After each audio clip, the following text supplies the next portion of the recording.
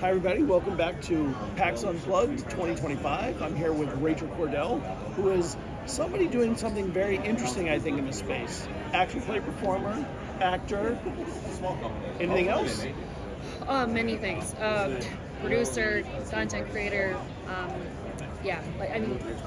I could go on, but I think it's good to kind of cut the list into something that sounds concise. Where can they find you before we get started? At Rachel Kordell across the internet. If you look up Rachel Kordell, the hardest part is making sure you don't spell my name with a C instead of a K, because that's the one thing that everyone always confuses. But yeah, you can find me anywhere. Yeah. Okay. So you exist. I exist in the intersection of two interesting spaces that traditionally have never found each other very easily. One is acting and one is ActualPlay or AP. Yeah. So how do you end up there? Well, my journey into acting actually kind of comes from a place, I think any actor has this inciting, like, I want to perform, goes through a lot of imposter syndrome, deciding whether or not if it's for them. And then finally, when they get over that hurdle, finding any means that they can to perform. So for me, I actually went to school for film production. That's where I have my degree. And in college was when I started playing Dungeons and Dragons with my co-producer Casey for RP Jesters, which is my actual play that I produce. And as I was kind of coming through to myself, again, learning how to produce and then also finding such joy in role play, that's kind of what actually made me really push into acting. So actually roleplay was kind of like an inciting thing for me into getting into, no, I want to act and I want to actually get to professionally. So does roleplay give you, from what you're saying, it sounds like roleplay gave you a safer space to explore acting than acting? Actually, yes, because I like to describe myself in high school as a chronic ensemble. I was one of those people that so desperately wanted a lead spot, but was constantly in the ensemble. And when you're young and impressionable, you think that those things actually mean something to who you are as a person. So, like, you feel like devalued or not as good as other people, and it's imposter syndrome. Imposter syndrome. Yeah, and then there's things. There's skill, and there's also, it's kind of like a popularity thing too. I think it's most so when going into playing Dungeons and Dragons and being in this safe space, we're playing silly characters, you're trying things out, are you doing the voice, how are you conveying your character's emotions, and all in the world that everyone is actively trying to create together with no, like, there's a lead, there's a important person, main character, hero of the story, everyone is actively trying to create this world together. So yeah, absolutely, it's definitely a safe environment to kind of get into your own performance element for sure. Did RP Jesters, did you create RP Jesters first? Okay. Yeah, we created RP Jesters almost 4 years ago, right? 2020, 2021, yeah. Is everybody from the acting perspective, from an acting perspective? Not necessarily, no. So Casey and I are actors. And Sky, who is one of our cast members, was actually in Casey and mine's first D&D game. And everyone else is kind of just our friend group that we auditioned and kind of found the best fit for our initial group. Yeah. When you play, this is one thing I think should be seen as a learning experience. Mm-hmm. Did dice rolling matter to the game when you played? Originally it was 3.5, so yes. Yes, it did. And with our DM, yes, it did. But for me, I did find it was more about the roleplay. For me, I found more of my engagement in the dramatic element. I mean, again, you're playing the game, you are trying to win. I've developed into a play-to-lose kind of person now, but at the time, yeah, it did to an extent, not to my discovery. Yeah, dying is more fun than living. Death scenes are way more fun than success heroic things. Conquest. Yeah, because you win a fight and it's like, yay, we did it. On to the next thing. A death scene, it's like, oh my gosh, how do we solve this? So. Yeah. Or one of your your castmates dies, how do you experience that? Meaning like A player, one of your players, as opposed to I was like, an that's NPC or very villain. brutal. It's interesting. I actually haven't experienced that yet with the lack of intention to go and revive them. Like, that kind of became a mission. Actually, maybe that's not true. I'm trying to think. I'm like, how have I experienced that before? I actually think someone has died, and that it kind of depends on the players. I think it depends on the group that you're with. I don't think I was with a group that made it really dramatic at the time. I think it was more early in my roleplay history, so it was kind of something that's washed over. But I mean, if you're looking to like create that interesting story element, one, you need to have a good DM that's really setting the scene and creating that emotional impact, and then having the group of players who are going to get together and create that openness for that emotional baggage that you're I think a DM has to earn the right to have that experience with you. In a way, they shouldn't just kill somebody early. It should be. Oh no. And like the players earn it, and the DM earns the trust of the players.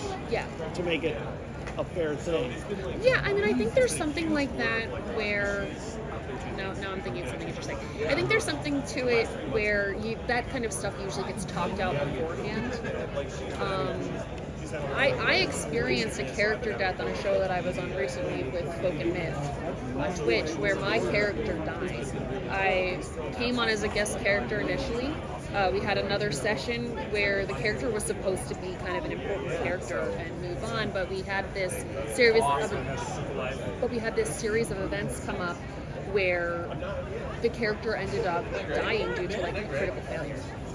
And that was a very impactful, emotional character death that like even I to this day still feel like torn up about. Which just shows, like you're saying, like to the storyteller, GM, whatever, they need to be someone who's very trustworthy and able to create that space, that environment.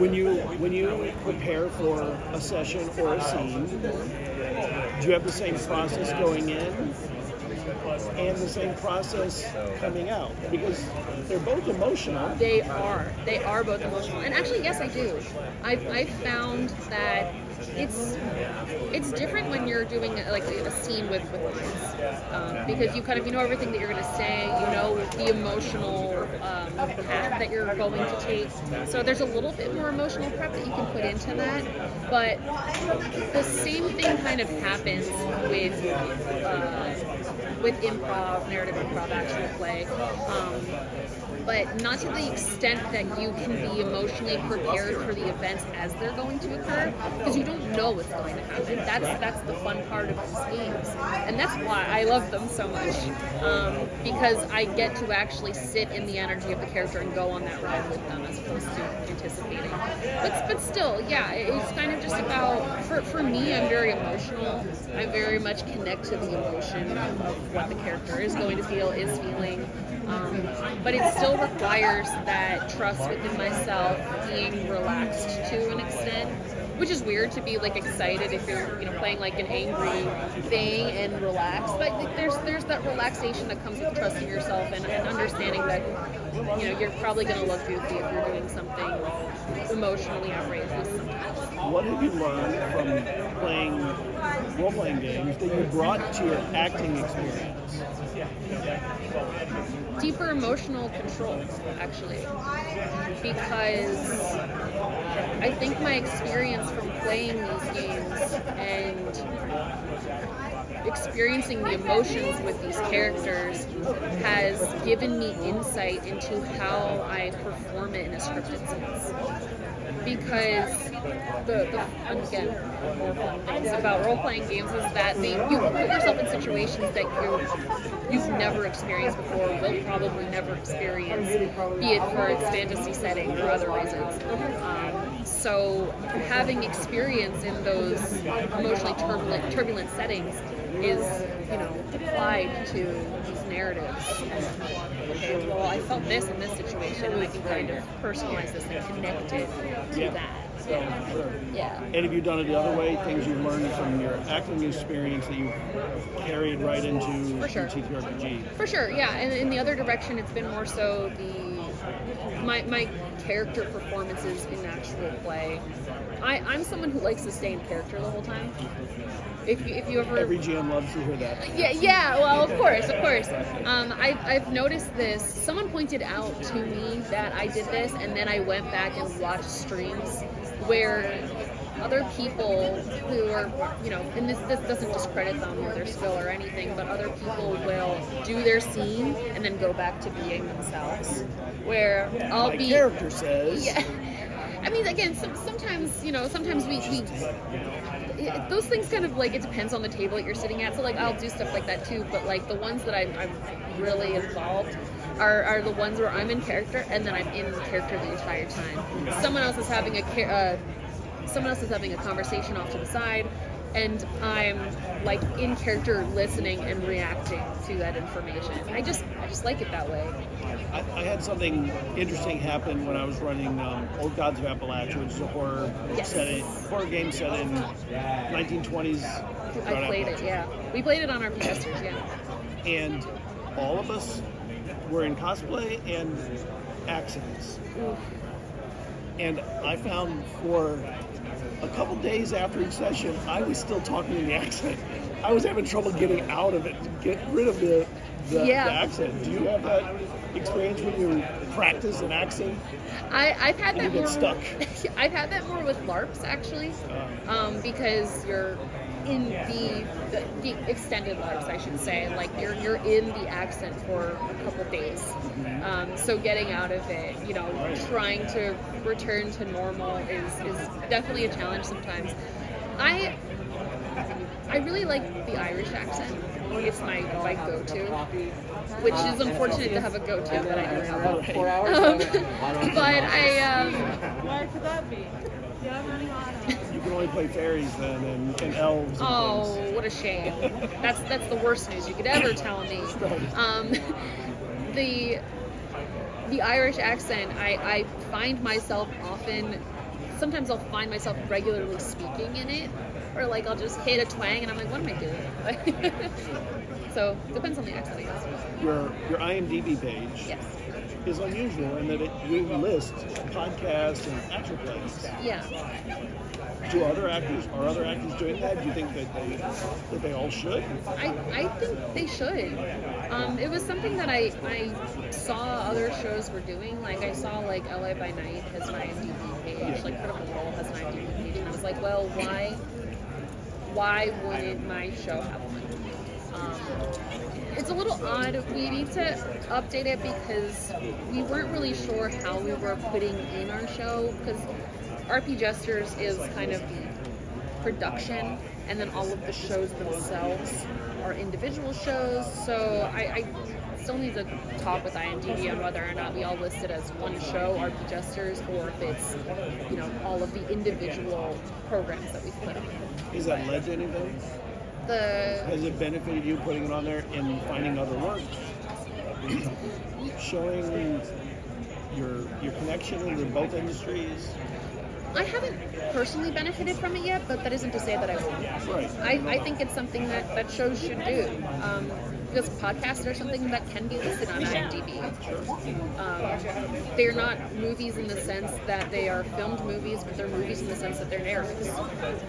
Well, if they're an actual play and it was videotaped, it is filmed also. Yeah. It's just a different kind of filming. Yeah, I mean, but again, audio podcasts are listed.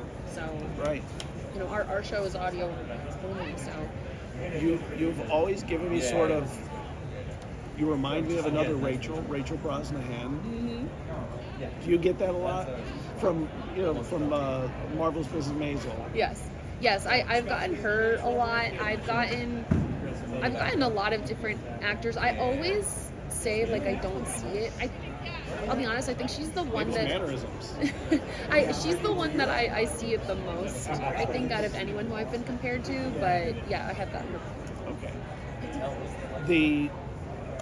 There was a I want to talk about the speech you made winning an award. Yeah. In the speech, there was a quote that you had. I want to make sure that I have it right. Actresses don't matter. Sure. And you had some words to say about that. Yeah. I would love to know if now that you've had time to reflect on it more with some time, is there anything more you want to add to your response? It was a powerful response. It was I watched it multiple times. It was like, wow, that is a statement, like a real statement that needs to be there. Yeah, I mean, if I could just speak on the environment of that speech for a moment, because I think that was something that I again won the award for Best Actress in Thriller Horror, whatever the category was, but in the New Jersey film. In the New Jersey Webfest, yes. Webfest. And as the award was coming up, I've been up for awards before and things like that, but that award, the entire time I was mostly concerned if I was going to be able to speak on that topic right, because it was something that was fresh. Again, it's not that actresses don't matter, and the person who said to me actresses don't matter was not speaking on their behalf. They were speaking on people in the industry that had told them that actresses don't matter. Maybe worse. Which is is worse. It's isolated. Which is the problem, and that's something I wish I conveyed a little bit clearer. That it wasn't that my friend was saying to me actresses don't matter. It was that the industry was telling that to him as he's casting for this film, and it's a jarring thing to hear because, again, so there is a list of 5 actresses in Hollywood that can fund a film to the countless lists of actors. Like, that is insane. And that shouldn't be a concern when funding a film. That the film should be funded based on the story, based on the performances, based on the directing, based on the production design, based on any other element, and nothing to do with whether or not the actors are so-and-so person. And I understand there's something to followings and marketability and things like that, and I get that, I understand that. But there are powerful women that could get that same attention that an actor can, like, or a powerful actor. You know, they should be interchangeable. And it's interesting for me as somebody who's trying to pursue this. At the time of this recording, like, my following is limited if you compare myself to other people in social media. So I'm looking at myself and being like, how do I grow? What do I need to do to pursue this and get that notoriety so people can, you know, put me in things for my connections? Like, I don't even, we're all bumbling around trying to figure out how to make this work. So again, just to hear that, like, there is a system in place in the entertainment industry that limits the funding of projects based on the specific people that are in them down to their gender, that is something that needs to be broken down. And I can't stand for it. Like, as a producer, as an actor, I will not stand for it. And I was saying to my friend, I was like, if I was working on a film and a salesperson said, sorry, like, we need, you know, a male, I'd be like, I'm sorry, you're not working on my film anymore. I would hire somebody else. Like, that is unacceptable. That is unacceptable behavior for a salesperson. Sell my film on the story that I'm telling, not the actors specifically. It's very frustrating. Do you think any of that? I haven't seen it because I don't know. I don't know that part of the industry. Do you think that is seeped in at all into ActualPlay, or is ActualPlay maybe growing in a place where that isn't even in people's minds? I think there are not gender-based judgments, but it's not really a judgment. It's more like an attention to diversity. So I've seen tables be built that are selective on maintaining that diversity, but that's not necessarily a bad thing. Like, that's with the intention of making sure that communities are represented, and people are getting opportunities. I want to get back to the acting. So I was watching some of your scenes from Mori and some of the other ones, and I was trying to imagine the differences, not the same things, but the differences. And there were a few scenes where you had very physical motion involved with another castmate. Like you were moving with each other, someone moved into your space and you pulled back. Do you feel like you miss or lose the physicality of acting when you do actual play? I do. As much as I love actual plays, I am definitely like a physical, like in-person actor first. It is something that I crave so dearly. I miss it so much. And actually one of the things that I'm like looking into learning how to produce is effectively filmed LARP. The idea of like having a storyteller or a director that can guide actors into interacting with each other to achieve a goal, but in a three-dimensional film space. How to produce that, I'm not sure. There's been discussion of like maybe people who are trained in like reality TV who know how to catch the moments. But I want that to exist so badly because I want to perform in a space like that. Because I just talked about my darkness immersion experience. I just did a whole recap thing about that, and one thing I said is that LARPs and even actual play to an extent, it's like catching lightning in a bottle. You're never going to get a story like that ever again. And again, it applies to written writing, but the fact that you have a bunch of different brains bouncing off of each other to create these genuine, natural moments as everyone is playing their characters to their truest form, like, I feel like there's something that you can't get in written narrative that you just have in improv narrative. Yeah, they're not exactly the same. It's like a Venn diagram, and there is a bubble in the middle. Yes. But they still exist in their own spaces. Yes. You're just one of the few that actually exists in the bubble a lot of the times. Do you pull inspirations from acting and AP equally when you're preparing for one or the other? And if you have any inspirations, do you have any that you want to share? What do you mean by inspirations? Like either people or performances, shows, directors, GMs. My darkest secret is that I am like unlearned in those things. I don't have a lot of time to watch as many things as I want to, and for the things that I do watch, I don't retain the specific performances. I think they impact me, and I think I pull from them, but it's not like I can summon a specific specific inspiration for a specific thing. It just depends. I take a lot of things from my personal life, and I found, like, specifically with Mori, and I think Mori again taught me about actual plays in this, that creating memories from the characters' experiences, which you haven't played because you haven't done them yet, I found gave me so much emotional material to work with when portraying the story. So I think it's kind of just, personalization of the character and applying that to whatever story you're trying to tell. Have you brought any actors into actual play, and vice versa? Have you brought any actual play people into acting?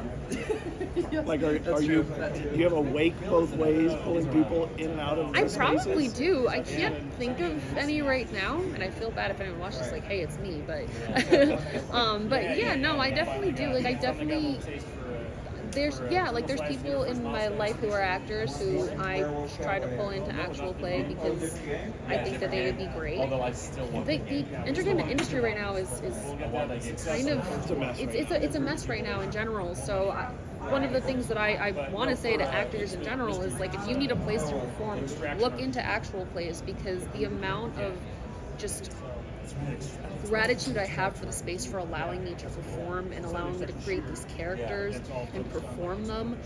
It has been such a holdover in this time of, like, personally, like, lack of auditions and lack of work. That has been a thing that has really kept me afloat creatively and emotionally while this has all been going on. There's nobody using AI to try and replace you in actual play. Yeah. But Well, there definitely is an attempt in acting. there's an attempt, and it's not going to work out. I have no fear about that. Right. But yeah, I think that the people who are interested in using AI to create performances are going to do it.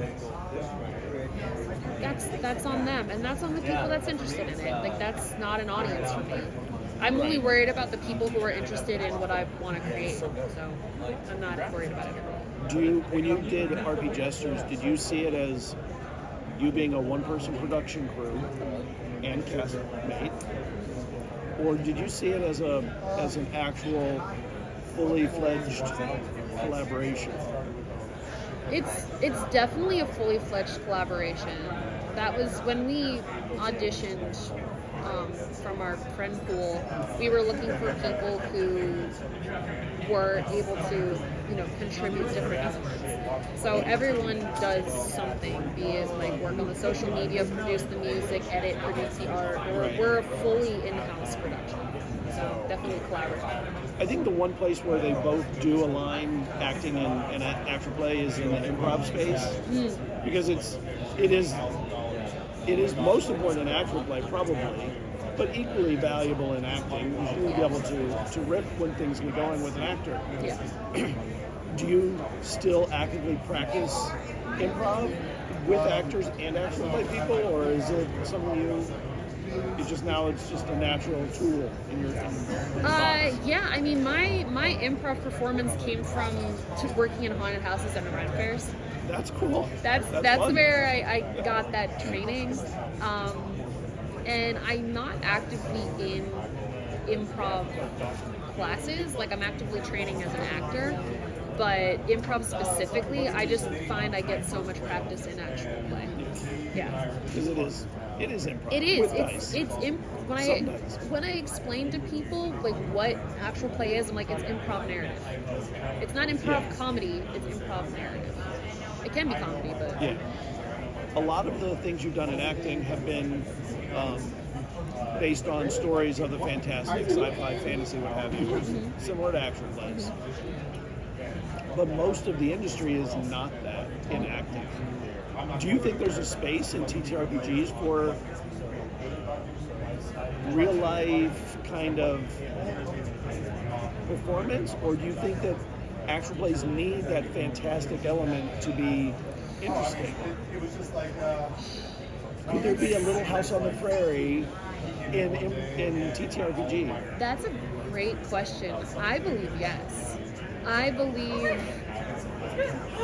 a lot of people in TTRPGs are looking for that fantastical element, but yeah, I mean, It could be history. It could be just historical. That's where it came from. So it could just be historical. I mean, yeah, I think. I'm a lawyer, but I'm a fool. Wow, that's a really interesting thing. I mean, it makes me think of like Assassin's Creed. Like if you had characters where you're portraying, I don't know, real criminals or real investigators trying to solve a crime, where the storyteller GM is really studied on how things actually went down. That could be interesting. I mean, I'm sure because Orange is the New Black could be a very cool TTRPG. I think it could be. And it would feel real without the fantastic element. Yeah, no, I would say there probably is, especially that I know TTRPGs has been used now commonly as a thing in schools for teachers to help teach their students. So I'm sure that there are definitely teachers that have done that. I have not experienced that, and now I want to. Right. And now that's really interesting to me. Yeah. When I was watching yourself, I was like, I would love to see you in a TTRPG that is dramatic in the way that non-fantastic drama happens. I'm like, I would eat that up. Happen. I would eat that up. Oh, I would eat that up. So what's next for Rachel Kordell? Oh my gosh, what's next? Right now I'm just thinking about my break. Wait, you get those? Well, I said I was taking a break, and now I'm kind of like, well, there are things that I do need to do for this next month. But the idea is that I'm going to pull back. I really want to. One of the things that I'm realizing right now in my expanse of things that I do is that I don't write enough. I really want to write and produce my own film, my own story. I've spent the last almost decade working on other people's projects, but I haven't quite actually written something for myself. So that's one of the things I kind of want to hibernate and write a story or something to shoot. So if you get to a stage of producing something like that, would you pull your cast from acting, or would you be open to actual play people trying to commit? I would. I think there are definitely actual play performers that do not see themselves as actors who are actors. Yeah. Because they just have the skill or the raw talent or the emotional capacity to deal with heavy emotions and portray them accurately. But not all actual play performers are actors. And again, that doesn't necessarily, that doesn't reduce their skill as performers by any means, because it is a different skill set. I think you have to be quick on your feet, and whether or not, like, you can be quick on your feet but not able to convey an emotion in exactly the right way, because if you can describe what your character is doing, then that's kind of more the base skill set for actual play, especially if, like, not everything is visual. There's a lot of audio only podcasts, so having that narrative description verbally is super important. But I think in terms of a filmed project, it would just need to be someone who has that ability to actually show it. But you give an opportunity to cast if you felt like absolutely they might be able to show it only in actual plays. And you see it, and you're like, all right, I'll let you. If someone only had a history of actual plays, that doesn't deter me from giving them an opportunity to act, especially if it was something you were really interested in. Right. Absolutely. I'm very big on creating more opportunities for anyone and everyone. It's definitely a space, like, a lot of people who are in, that's what I noticed. A lot of people who I meet who are actors in actual play are more so voice actors. Which, love their accents. Yeah, love their accents, or just have the ability to create, like, actual character performance in their voice alone, which is incredible. And that's another. Yeah, it is magic. That's exactly what this space is for. My love in it is the visual performance. I do a lot with my face. Yeah, you do. When I'm performing. I do. I've watched. Yeah. So that's what I love about it. Yeah. Well, it was really nice getting to chat with you for a few minutes about this really interesting topic that I don't know if there's anybody talking about it, but you talked about it. I think there is a great intersection. It's a lot of fun. I would talk about it more. Awesome. Thank you for joining us. You want to tell them where they can find you again? Yes, at Rachel Kordell, RACHELKORDELL, and at RP Jesters, wherever podcasts are heard.